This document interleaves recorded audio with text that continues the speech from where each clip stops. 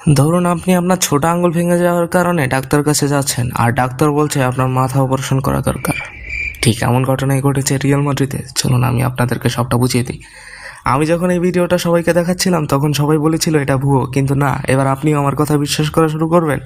আপনারা জানেন ফেব্রুয়ারির শেষের দিকে কিলিয়ান এমবাপ্পে আহত হওয়ার খবর বেরিয়েছিল। তখন আমরা ভেবেছিলাম যদি খেলোয়াড় রিয়াল মাদ্রিদে কাজ করে তাহলে তো ভালোই হবে। কিন্তু তারা যখন আসে তারা তার বাম পায়ের সমস্যা দেখে এবং তাকে পরীক্ষা করা হয়।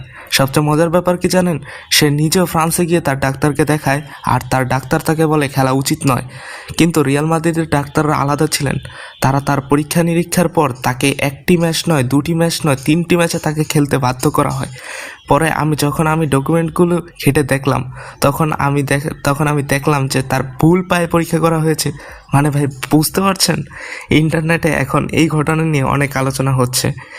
এদিকে এটা হাস্যকর মনে হচ্ছে, অন্যদিকে অনেকেই কঠোর সমালোচনা করছেন। আর আপনার শেষের কথাগুলো হলো রাগ, হতাশার প্রকাশ। একটি বড় প্লেয়ারকে কিভাবে হেনস্থা করা হয়।